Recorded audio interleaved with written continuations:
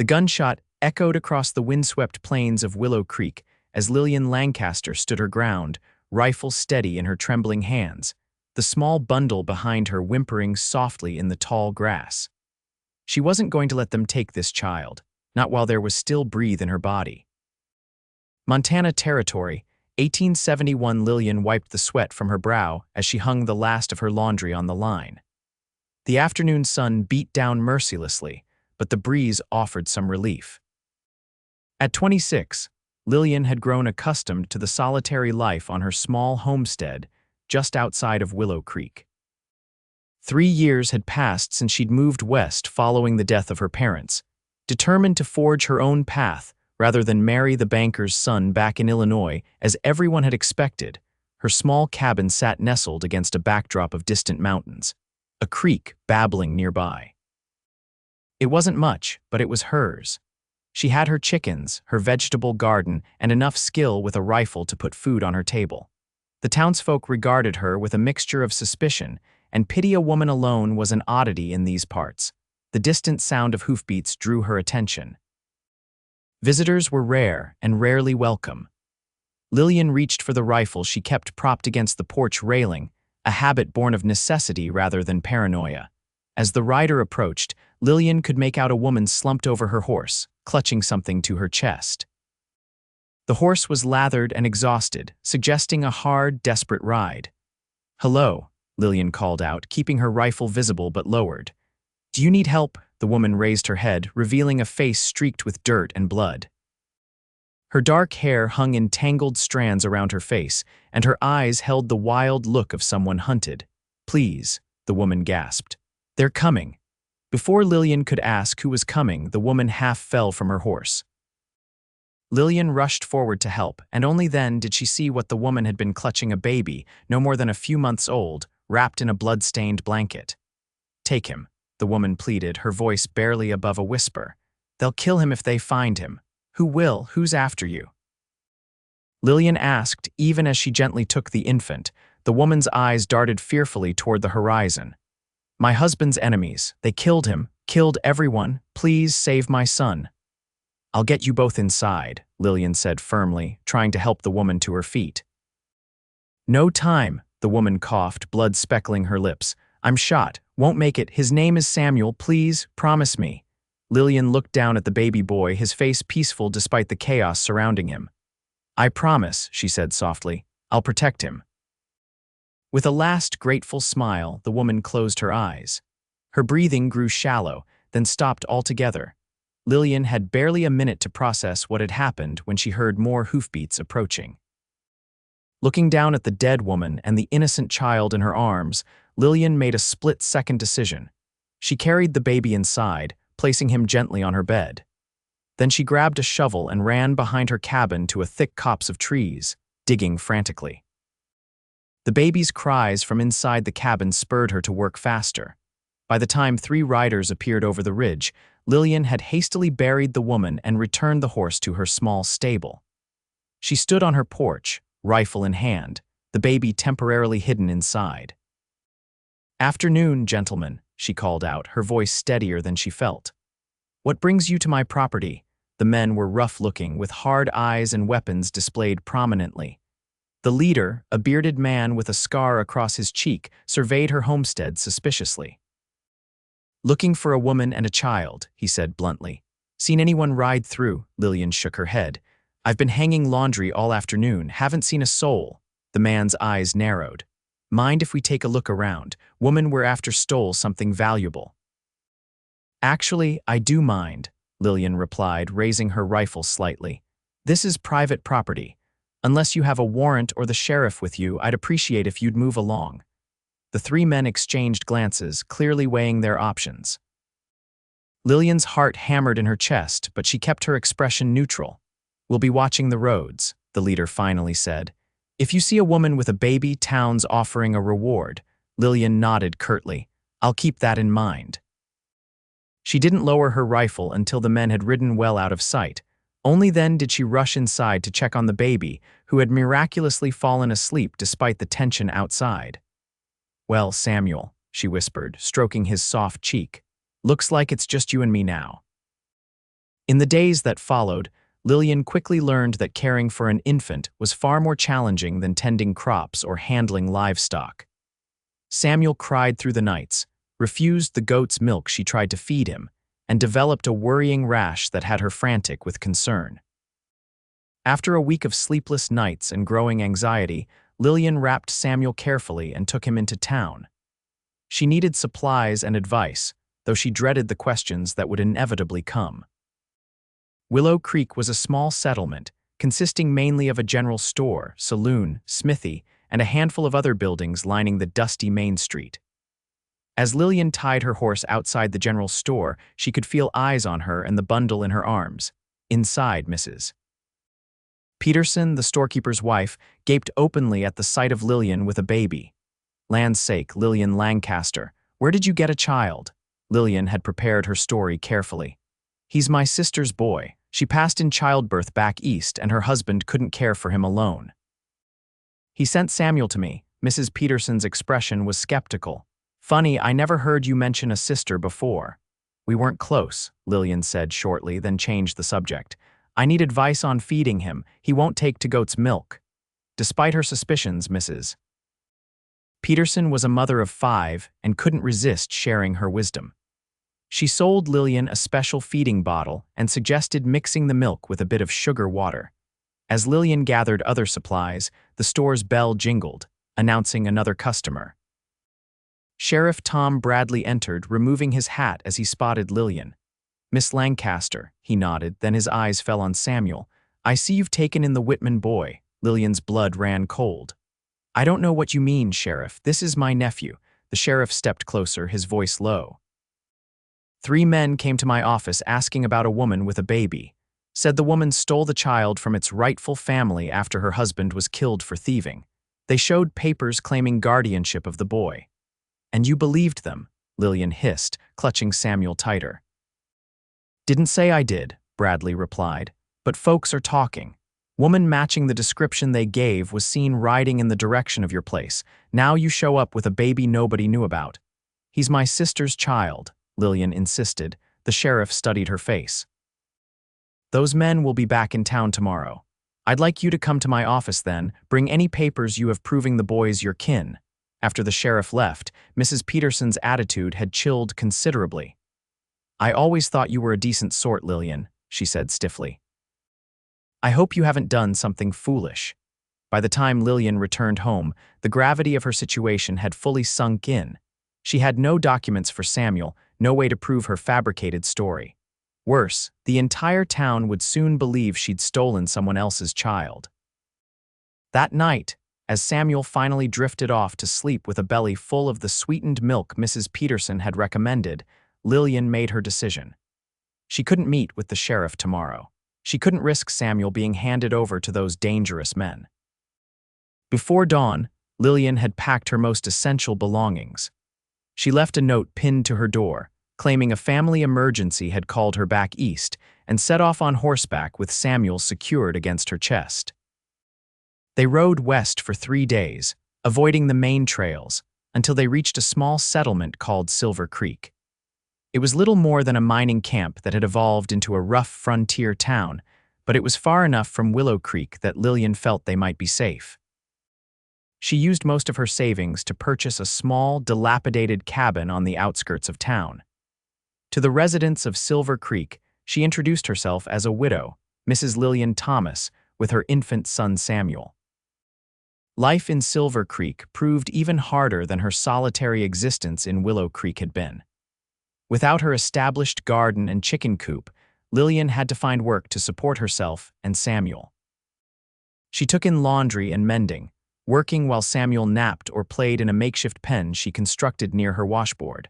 As months passed, the fear of discovery gradually faded.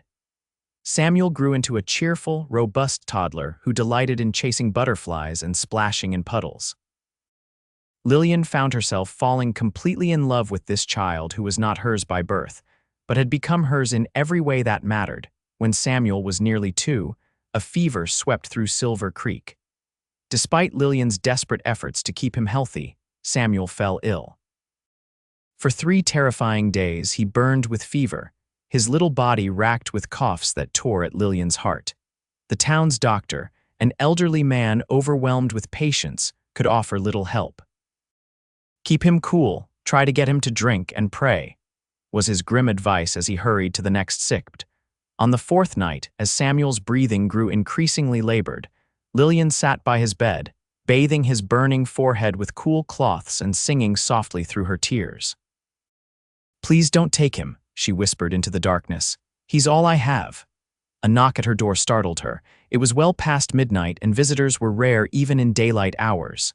Warily, Lillian grabbed her rifle before answering. A tall man stood on her doorstep, his face shadowed by his hat. "Mrs. Thomas, I'm Ethan Dawson, just rode into town. The doctor mentioned you have a sick young un. I've some experience with these fevers." Lillian hesitated, studying the stranger. He was lean but strong-looking, with kind eyes that didn't match his weathered face. A cowboy, judging by his attire and the horse visible in the moonlight behind him. "Why would you help us?" she asked suspiciously. "Lost my little brother to the same fever years back," he said simply. "Might be able to save yours." Desperation outweighing caution, Lillian stepped aside to let him enter. Ethan moved immediately to Samuel's bedside, placing a gentle hand on the boy's forehead. "He's burning up something fierce," he murmured. From his saddlebag, he produced a small pouch. "My ma was part Cherokee, taught me about certain herbs that help break fevers. If you'll boil some water, I'll prepare a tea for the boy." Through that long night, Ethan sat beside Lillian, helping her coax spoonfuls of the bitter tea into Samuel's mouth. He spoke little but worked with steady hands and unwavering focus. By morning, Samuel's fever had broken, and he slept peacefully for the first time in days. "Thank you," Lillian said, her voice breaking with relief. "I don't know how to repay you." Ethan shook his head. "No need." "Just glad I could help." He rose to leave, but paused at the door. "I'll be in town a few days. Don't hesitate to fetch me if the fever returns." The fever didn't return, but Ethan did. He appeared the next day with a small carved wooden horse for Samuel and a basket of fresh eggs from a friend in town. The day after that, he brought a rabbit he'd caught, already dressed and ready for Lillian's cooking pot. Each visit, he stayed a little longer. He seemed to genuinely enjoy playing with Samuel, who quickly became attached to the kind cowboy. Lillian found herself looking forward to his visits, appreciating not just the practical help he provided but his quiet company after so many months of isolation. "Where are you headed after Silver Creek?" Lillian asked one evening as they sat on her porch, watching Samuel chase fireflies in the twilight. "North, maybe," Ethan replied, his eyes following the boy's delighted movements. "Been working cattle drives for years, but I'm thinking of settling somewhere, starting a small ranch." Alone, he glanced at her.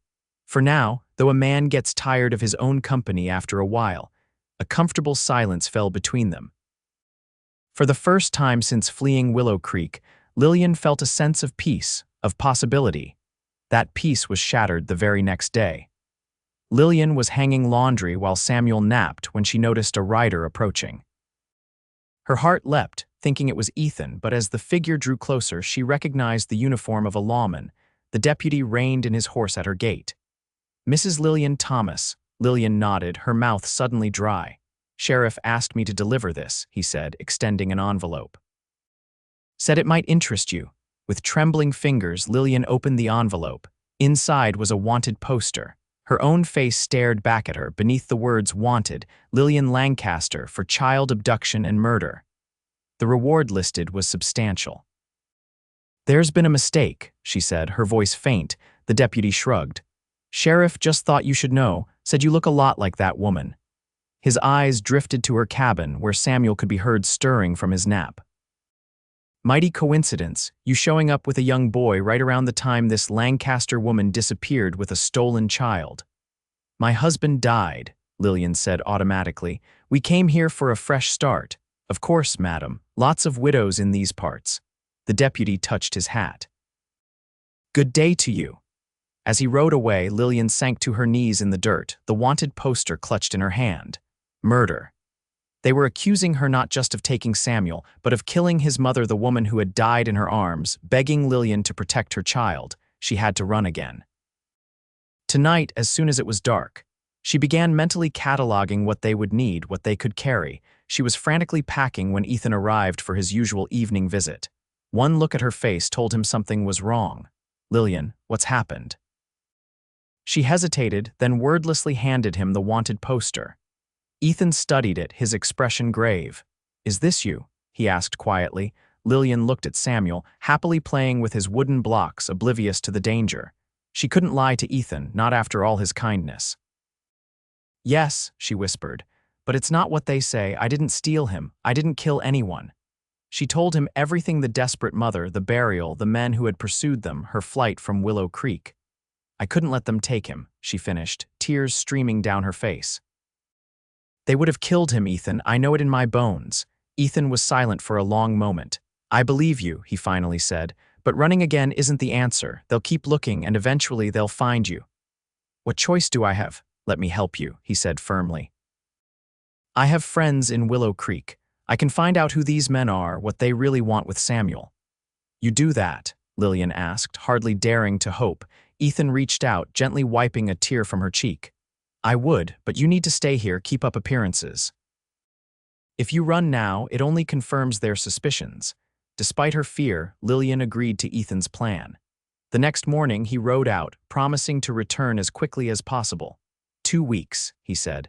"If I'm not back by then, take Samuel and head north to a town called Pine Ridge. Ask for Martha Dawson, she's my aunt. She'll help you." The days after Ethan's departure were the longest of Lillian's life. She jumped at every sound, eyed every stranger with suspicion, and slept with her rifle beside her bed. Samuel, sensitive to her mood, became clingy and fretful, which only added to her anxiety. 12 days after Ethan had left, Lillian was in the small garden behind her cabin when she heard horses approaching. Her blood froze when she recognized the 3 riders, the same men who had come to her homestead in Willow Creek. They dismounted at her gate, and the leader called out, "Mrs. Thomas, we'd like a word." Lillian backed toward the cabin door where Samuel was napping. "What do you want?" "I think you know," the man said, his hand resting on his holstered gun. "We've come for the boy. His grandfather's been looking for him for quite some time." "You're lying," Lillian said, her voice stronger than she felt.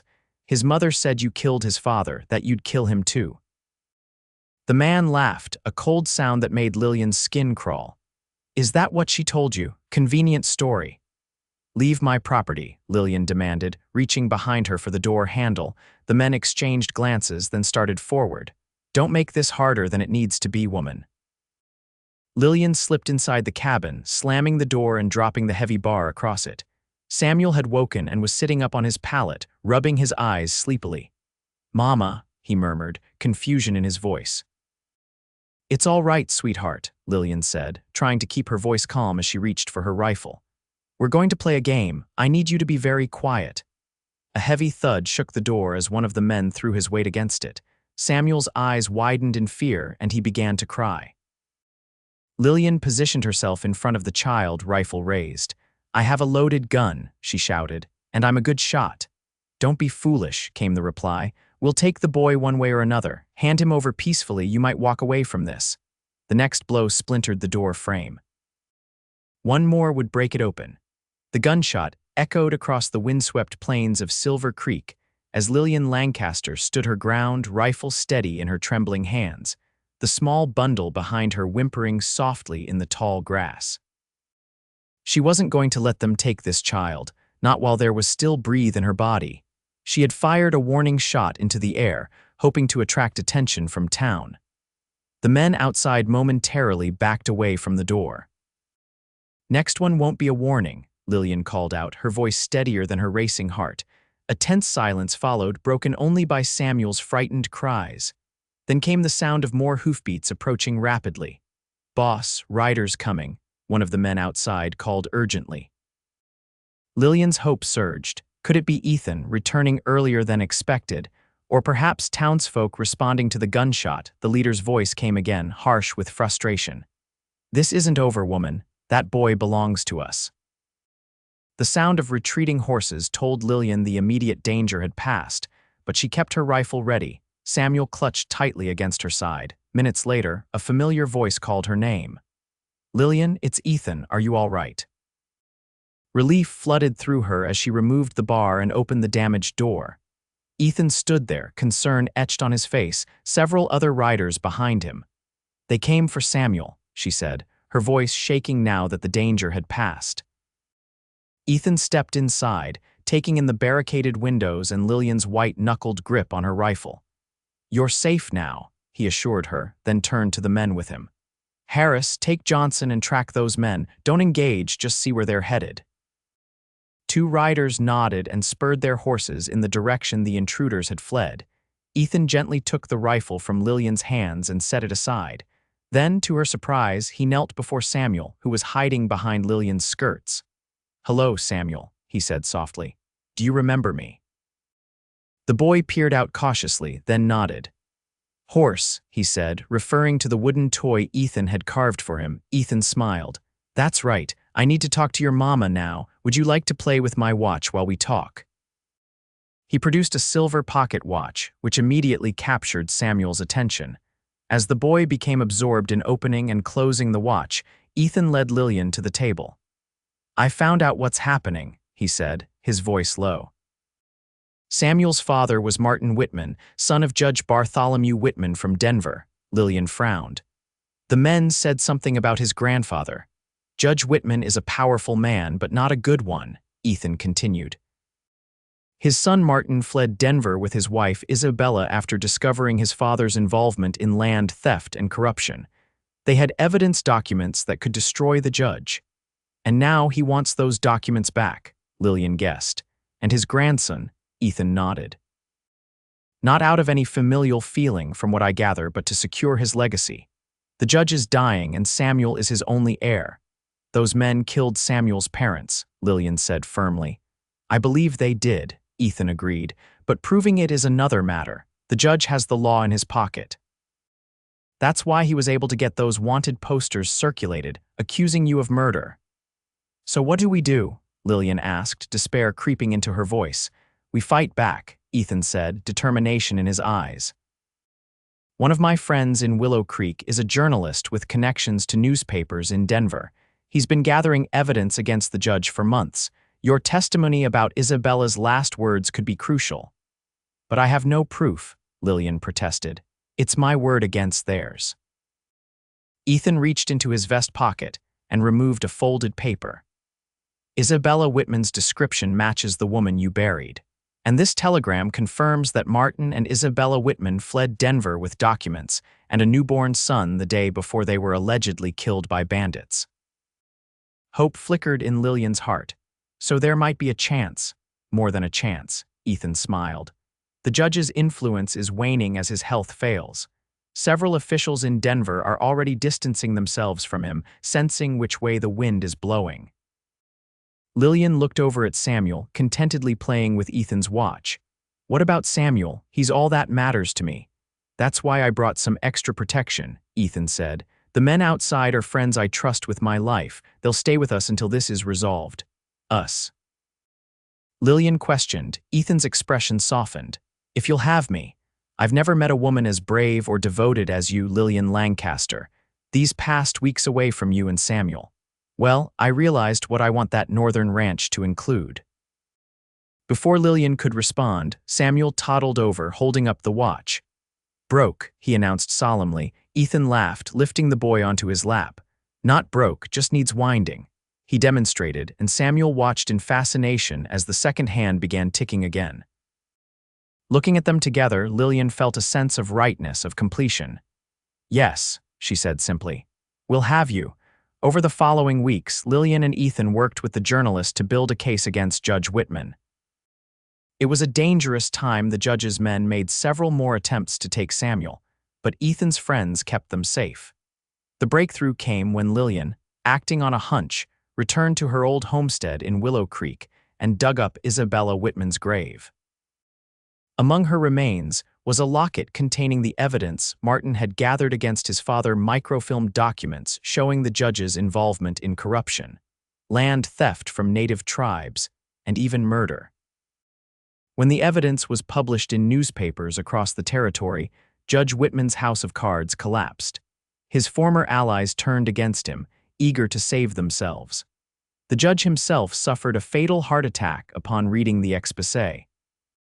The men who had pursued Lillian and Samuel were arrested, and in exchange for lighter sentences, they confessed to killing Martin and attempting to kill Isabella on the judge's orders. 1 year after the gunshot that had echoed across Silver Creek, Lillian stood in a simple white dress beside Ethan Dawson, exchanging vows under a canopy of cottonwood trees on their new ranch north of Denver. 4-year-old Samuel, dressed in his Sunday best, proudly carried the rings. "By the power vested in me," the preacher announced to the gathered friends and well-wishers, "I now pronounce you husband and wife." As Ethan leaned down to kiss his bride, Samuel tugged impatiently at their hands. "Are we a real family now?" he asked. Lillian knelt down to his level, her heart full to bursting. "We've always been a real family, my love, from the very first moment." That evening, as Samuel slept peacefully in his new bedroom, Lillian and Ethan sat on the porch of their ranch house, watching the stars emerge over the rolling pastures where their small herd of cattle grazed. "I never thought I'd have this," Lillian admitted, her head resting on Ethan's shoulder. "After everything that happened, I was just focused on keeping Samuel safe. I didn't dare dream of happiness for myself." "You deserved it all along," Ethan said, pressing a kiss to her temple. "The bravest woman I ever met, standing alone against those men to protect a child who wasn't even hers by birth." "He was always mine," Lillian said softly. "From the moment his mother placed him in my arms, just as you were always mine, though I didn't know it yet."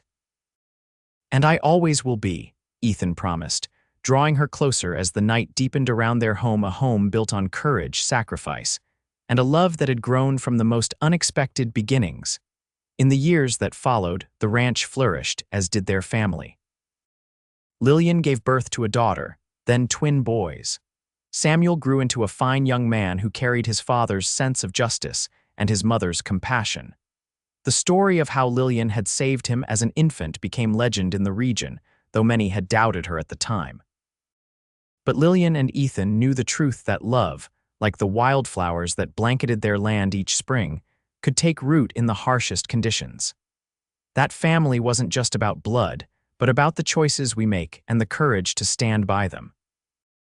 And that sometimes, the greatest adventures begin with a single act of bravery on a windswept plain, with nothing but faith to light the way forward.